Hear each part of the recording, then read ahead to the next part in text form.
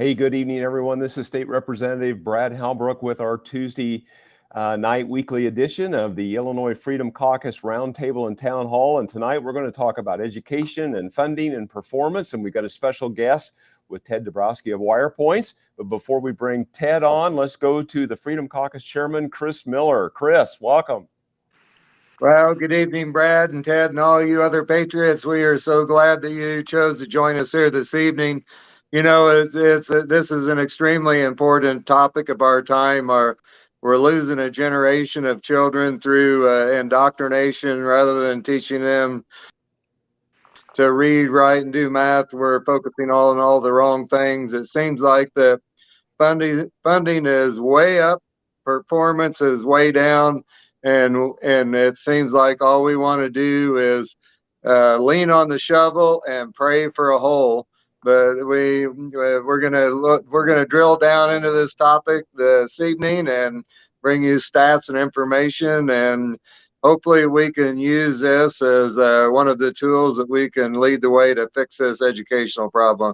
But anyway, thank you. It's a pleasure to be here this evening. Chris. Let's go to Dan Calkins. Dan Calkins from Decatur. Representative Dan Calkins.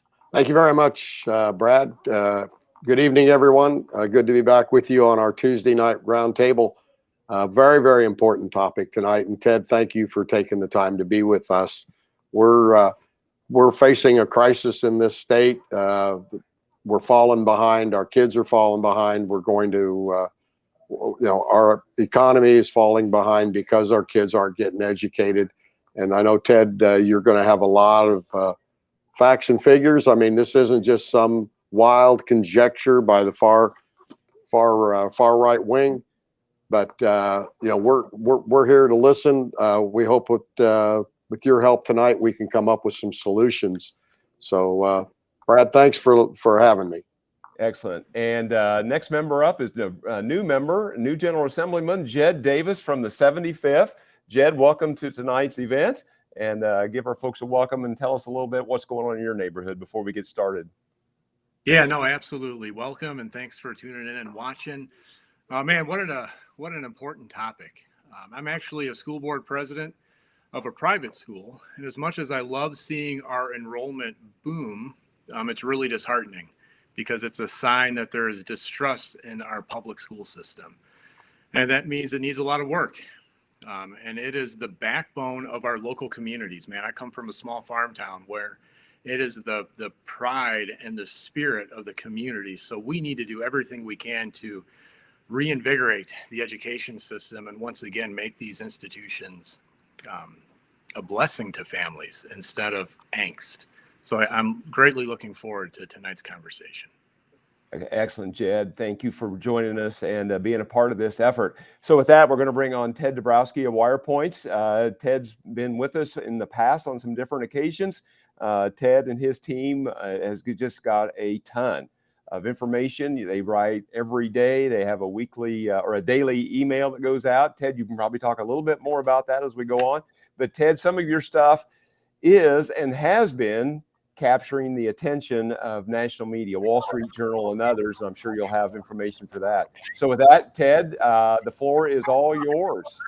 All right. Well, thank you, Brad. And thank you guys for having me on and let me share some information. So I'm going to pull up a file to share. But yeah, just before I do that, the stuff we've been putting up is getting national attention. We've recently reported on a whole bunch of schools in Illinois where not a single kid can do math at grade level. There's 53 of those, and another 30 schools where not a single kid can read at grade level. And so it's really sad, really pathetic, really dismal. And let me share with you some broader information than that. But of course, that's been hot on all the Fox News channels and throughout the country. But it's a much broader story than that. So let me share with you a file here. Let me make sure I do it right. Give me 1 second to find it. And I hope I'm doing it right. Brad, can you guys see that okay? Can now. Go ahead. All right. Well, so let me start with one fact. And this is the fact that it's really simple. It's 1, 2, 3, 4. I'm going to keep pushing this because it's a really easy way to understand how bad things are in Illinois.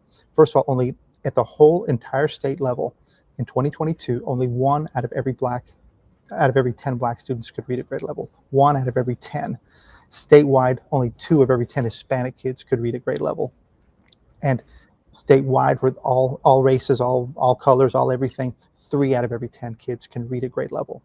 And for whites, it's 4 out of every 10. So it's really easy to remember.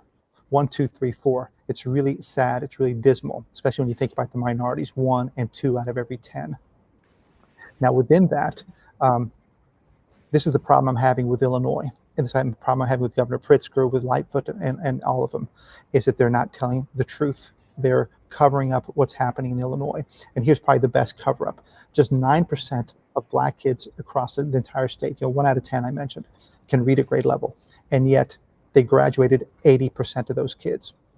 And for Hispanics, 16% of them can read at grade level, and 85% of them graduate. Now, it's not that I don't want to see them graduate. It's what we're doing to them is they're not prepared, and yet we pretend like everything's fine and we graduate them. That's the big problem I have with all of this. It's just not truthful. It's dishonest.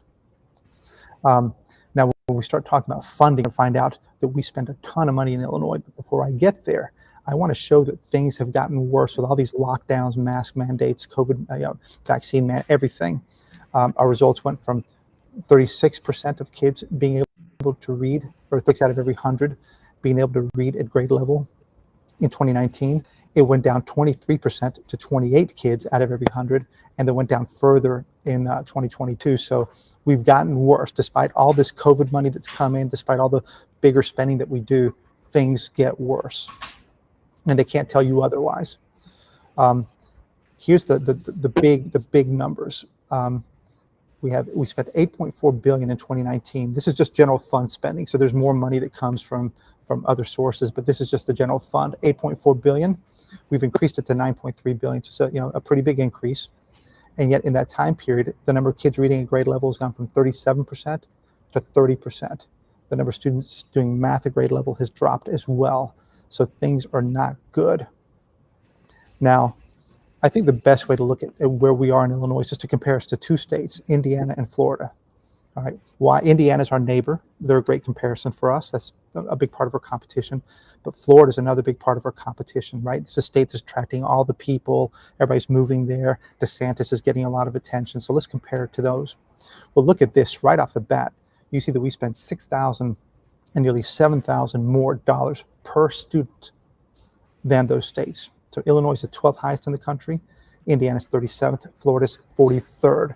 So you would expect that we would do far, far better than those 2 states in education. But when you look at it, 4th grade reading, Illinois is at 34%. Indiana's ahead. Florida's ahead. 4th grade math, 38% of our kids are proficient in reading. In Indiana, it's 47%, much higher, and Florida, 48%. So both of those states, they spend far less than we do, and they're doing far better than we do. In 8th grade, Indiana is doing better in both reading and math than Illinois. Florida does a little worse, and worse in math. But you see that they're spending far less than we do, and they're either better than us or about the same as we are. So why are we spending $7,000 more per student than Florida? And it's not because, if you look at Florida, Florida actually has more low-income students, 55%, than Illinois does, 48%. It's got more minority students, 63%, than Illinois does. So they have a tougher situation when it comes to, if you want to measure it that way, low-income and minority students, and yet they spend a lot less, and they do about the same or better than we do. So this is a big problem. And in Illinois, you hear Pritzker and others saying, we want more money. And it's not about more money. You can see the results that we've had are dismal. Now, another reason why I'm against putting more money in is because in Illinois, over the last 12 years, from 2007 to 2019, no state has increased their per student spending more in the country than Illinois. We've increased our spending per student 70%. Remember those 2 states I just talked about, Indiana and Florida? They're at the bottom of the increases in the country, and they're still doing as well or better than we are. So it's not a money issue, it's a systemic issue, is how we spend our money, and whether we focus, as was said earlier, are we focusing on reading and math, or are we focusing on other things? This is that graphic I showed early. According to the US Census, we spent $16,600 in 2019. I'm doing a lot of pre-COVID stuff, by the way, so we don't get stuck in the whole COVID discussion. 16.6. Look at Indiana down here at 11.7, Florida at 9.5. These are numbers are a little bit different than the others because they're adjusted for cost of living. You can see how much more we spend than virtually the entire country. I'm going to skip these two. Now, an interesting slide that I have is, guess what? The number 1 and number 2 districts in the state of Illinois for reading are 2 cities, small cities, farm towns, by the way, Aviston and Bartelso. They're over there by Belleville somewhere. 85% of their kids are at reading proficiency in 2019, 84% for Bartelso. Look at their per student spend, $7,500, $7,300. Those are the lowest spends in the entire state. Compare that to my district where my kid goes, New Trier down here. New Trier spends 26% and has even a lower reading proficiency. So long discussion, happy to talk about it. Aviston and Bartelso, small farming towns, they don't have resources, and yet they have the highest reading results in the country, in the state. Why? Because the community, the parents, the school, everybody engages and they say, we're going to make do with what we have. We want our kids to read. We want our kids to do math. And that's what they do. And it's a fascinating story. Small town. It's not North Shore, not a bunch of rich people. It's a bunch of people who are focused on making sure their kids are prepared. Aviston and Bartel. So remember that we're going to keep featuring them. The big problem I'm having in Illinois is how we're hiding this stuff. And the Wall Street Journal wrote about our big report that we did back last year. And and they said it well. The land of Lincoln is failing its children and covering it up. And let me show you how they cover it up. So, and maybe some of you have seen some of these results, but here's, for example, this is across the entire state. In grade 3, only 11% of students in 2022 could read at grade level. In grade 4, it was just 12%. So the grade 3 students the previous year couldn't read, and now they can't read in grade 4. The grade 5 students are at 12%. They used to be grade 3 students 2 years ago. All they do is they promote the kids. If they can't read, who cares? Move them on to the next grade. And you can see how it happens. And this is how you destroy a whole generation of people's lives right here. We spent tons of money, billions of dollars. Kids can't read. Move them through the system so that by the time they get to 11th grade, only 9% of them can read at grade level. And celebrate that you've moved them through the system. And then pretend like just graduate them. Now the other part where they're covering things up is, look at this. This is Round Lake Elementary School. 4.1% of the kids can read at grade level. The State Board of Education calls that school commendable. That's the second best rating for a school. Commendable means deserving praise. How can any school or district or school where no kids can read be called commendable? This one in Rockford, just 2.5% of the kids can read at grade level. ISB, the State Board of Education, calls that school commendable. It's a lie. Same thing for this Aurora East school. 2% of kids can read at grade level, and yet they call it commendable. Just not truthful. There's 700 schools in Illinois where the majority, like I think less than 20% of kids can read at grade level, and yet they're called commendable. It's a sad statement. Here's the other big way they're hiding things. As we said, in the entire school, just 3 out of every 10 kids can read at grade level. And yet, 97% of all teachers throughout the state are rated excellent or proficient in reading. So almost all of them, everything's perfect, everything is fine, teachers are doing great, the system is good. Who cares if the kids can read or not? That's what they're saying. 362 out of the 850 school districts in Illinois rated their teachers 100% excellent or proficient. It's just not a truthful statement about the system. And of course, I mentioned the graduation rates. This is another way that parents can be confused. Well, my kid got promoted every year through the system, so they must have been doing well. They graduate, the teachers are good, the schools are commendable, everything's fine. Why aren't my kids successful? Well, here's why. So last slide I want to do is, there's a lot of people enriching themselves. These are Illinois' top pensioners when it comes to the teachers' retirement system. These are top superintendents. They come from all over the state. They retire in their 50s. These are the current annual pensions, $350,000, $330,000. They will turn out to be almost $10 million pensions by the time these people have lived their retirement. We have a messed up system. They want more money. The whole should be no more money. make our kids read, obsess about reading, get that reading for Black kids from 1 out of 10 to 5 out of 10, then 7 out of 10, then 10 out of 10. Same thing for Hispanics. Do what Aviston and Bartelso do. Focus on kids reading. If they can't read, they can't succeed. If they can read, they have a chance. And that's a summary of what I want to show. I've got much more information. I'll just close with this. Please look for our report at WirePoints. It's an indictment of the public education system, but there we show across the state what a mess it is. This is one of the key slides where we looked and we said, wait a minute, how can 0% of Mount Vernor's Black kids read at grade level? How can in Peoria only 8% of the Black kids read at grade level? It's a horrible story. It's one that I'm excited that people hear on this discussion, because we've got to turn this. I mean, it can be turned around, but it's not going to happen with the current model and Governor Pritzker's just dump more money in. It's got to be a whole realignment of the system where we focus on reading, math, and writing. Get back to the basics. So with that, I'm going to stop and just take any questions or share any comments. Wow, Ted, those are staggering numbers. Sad numbers. Ted, when you have, these numbers, 3%, 5%, 12%, where does that come from? Oh, that comes straight from the State Board of Education. It's from the Illinois report card. I'm only using their own data. So I don't make up any of this data. I don't do my own analysis. This comes, anybody has access to this if you know where to go get it. It's the State Board of Education on their website, Illinois report card. So we're only reporting the governor's stats, the governor's education board stats. He should be reporting these numbers. He should be, coming out and saying, "Oh my God, what's going on here?" And he should hold all his team accountable. Instead, he's out there promoting things are great, things are fine, our education is doing better. Record graduation rates. It's just very untruthful.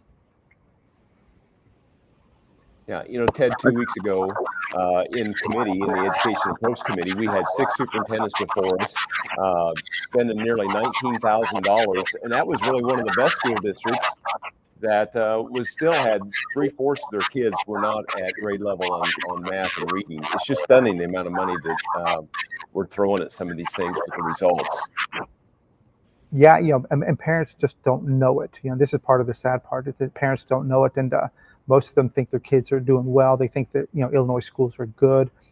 What's getting kind of funny is that now I'm looking at some school districts where 5 out of 10, right? So half of the kids can read at grade level. And we think that that's good now, right? That's good, 50%. We forget that 50% can't read at grade level. And that's the sad part. So we're getting a little lazy here. We're getting a little complacent, and everybody's buying the story. And the hard part is that we have either the highest or second highest property taxes in the country, and people are feeling it. But it's just not sustainable. That's why people leave.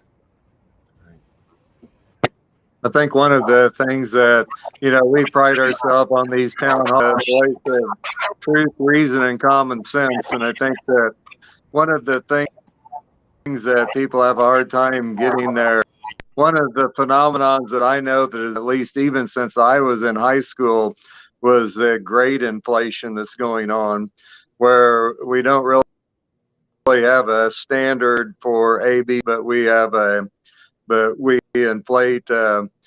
If 70% is the highest grade in the class, and they get an A and on down there, and so most of the work that's being done is given a grade that's higher than what it is deserving. So ultimately, what happens is the kids don't know the information, because I know a whole lot of kids that get into college, then they are having to take remedial English or remedial math because they're unprepared to face the rigors of a 4-year college institution, or even a 2-year.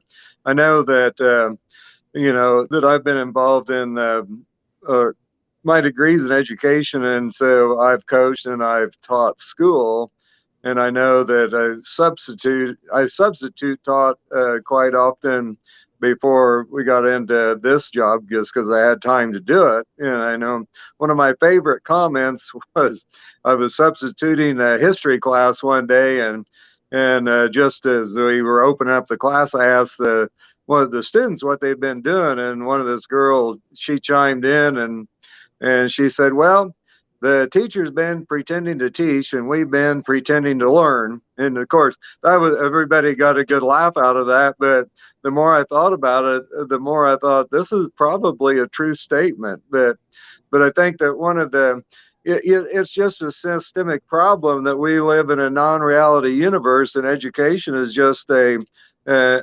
product of non-reality.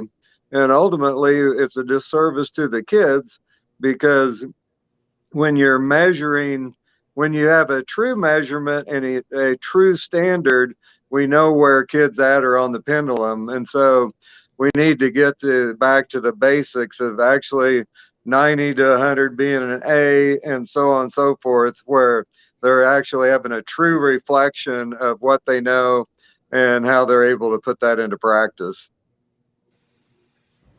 Yeah, I mean, I think Ted brings up a great point with the governor should be addressing this. One of my early bosses way back in the day used to tell me, Jed, run to the problem. Like, run to the problem, because it's not going anywhere. And the more you ignore it, the larger it becomes. And I think everything you just showed is evident of that. And why in the world can't we have just an honest discussion here in Illinois and say, these are the numbers? We're horrible. Now, how do we improve them? Instead, we just like to hide and act like it's not happening. Well, if I may comment on that, I mean, the big issue is that there's too many people who are enriching themselves, right? To actually address the problem, we'd have to break a lot of things. There'd be a lot of what do you want to call it, heads on the table, people getting fired, right? Things have to change dramatically. But there's too many people who have who feeding from the trough, if I say it that way. Too many people are enriching themselves. Yeah. You've got the most units of government in Illinois. You've got 850 school districts. Think of all those superintendents. Think of all those supporters of the superintendent. There's just so many people that are part of this $40 billion that are spent on education between local property taxes and the state level and the federal level. Too many people, and nobody wants to upset the apple cart. And that's the sad part. But every superintendent should be screaming from the top of the building, saying, "Look at these results; they're horrible. We got to do better." The governor should be doing it. Lightfoot should be doing it. You guys are at least holding a meeting, which is fantastic. But nobody else is willing to talk about these things. We have to raise it as far as we can until we have to scream loud enough until we get heard. Yeah. So Ted, this new evidence-based funding formula that was passed and signed into law 5-6 years ago, 27 different metrics that goes into this formula, but there's very little, if any, accountability on the outcomes. It's all about the inputs. I don't know. That's kind of an interesting concept of how you can come back to Springfield. It's already built into the formula, $300 million worth of new money every year. This year, they're asking for $500 million more. Yeah, it's fascinating. But when they passed that, Brad, we warned. It was, to me, it's the worst. Until Amendment 1, it was the worst bill that Illinois has ever passed. One, because it's so complex, you can't figure it out. It's all these inputs, money going in. There's all these formulas. It used to be, I used to know this funding formula for education perfectly. Now it's so complicated with so many sheets, you can't tell what's going on. And it's we haven't talked about it, but part of this is all about the union powers, the teacher union powers. They dominate. They got this formula passed. Nobody understands it. It's all about inputs, how much money we put in. But again, like we're saying, nobody cares about the outputs. 1 out of 10 Black kids can read at grade level. Why isn't anybody talking about the outputs? That's the big issue, and it's the big lie between the inputs and the outputs. And the unions need to be called out. Pritzker needs to be called out. Rounder needs to be called out. Everybody who was before that needs to be called out, because these results are horrendous. Right. Well, we keep driving the question: how much money does it take to educate kids properly? My question to a lot of folks is: this fair to the students? These scores, is this fair to students? Is this fair to families and parents? Is this fair to future employers? Is this fair to the taxpayers to have these kind of outcomes? Well, and bring it back to Florida and Indiana, right? They spend so much less. The property taxes are lower, all that stuff, and yet the results are a little bit better. Again, they're not something to scream about. But if we're going to spend this much more, then show me the outcome. Otherwise, why are we spending more? Right. Exactly.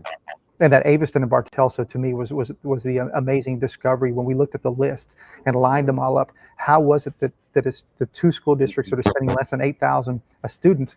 How is it that they have the highest scores? And I'll tell you what it is.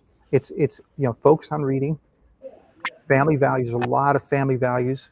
There's a lot of discussion on faith down there. So it's a religious town. It's a farming town. It's a blue collar town. But they all engage and rally around it. So it can be done. And it can be done with the good old family faith and focus on reading and writing and math. It can be done. Yeah, The proof.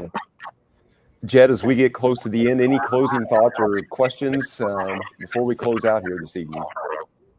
No, I mean, to piggyback off Ted, I think the way I've always looked at the school that I'm a board member at is that we're a partner with the home.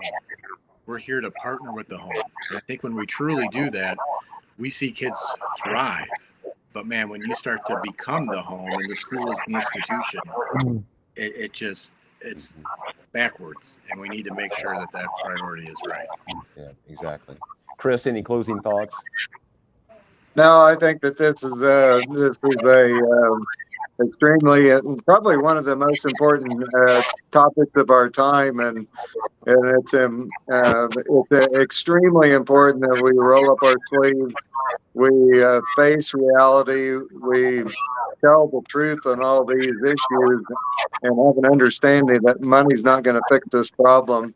But I do think that if we could take a step forward where educational dollars follow the student, I think just from the mere the supply of the product that is being produced, if there's competition in the marketplace for educational dollars, I think the outcome is that we're going to have a better product at the end of the day. But as long as we continue with the status quo, kicking the can down the road, pretending like this problem doesn't really exist, and just trying to throw more money at it, it's proven over time that that's never going to fix this problem. And so we need to work together and get it done. Right, exactly. Ted, we're all appreciative of you coming on this evening and sharing truth, logic, and common sense with us. This is going to be about a $10 billion item out of a $50 billion budget this year. Is that correct? And then closing thoughts, Ted, anything that you might have to say before we close out this evening? Yeah, that 10 billion out of the 50 billion, but let's not forget the property taxes are the bigger thing for funding education. So it's a much bigger number and a much bigger pain for the people who have to pay for this, whether you have kids in school or not. So two thoughts, Chris nails it, why we need more competition. We need school choice. We need education savings accounts. Iowa just did it. Arizona just did one of the biggest programs ever. These education savings accounts are going to change how education is done. We're going to have to wait a bit in Illinois, but that's where we should be going towards, giving powers the parent to choose the best school for their children. And then the last comment is, we've got to keep talking about the power of these unions. More money will actually make things worse because it just becomes a heavier, fatter system that will never be able to change. So we need to stop this whole thing of more money and really get back our focus on teaching the kids to read and write. So thank you guys for raising this issue and for allowing us to raise the issue. Well, this won't be the last time we talk about this matter. The education funding debate continues. And so, I think we all agree that money needs to follow the student, not the system. All right. With that, guys, we're going to say goodnight, and we'll talk to you real soon.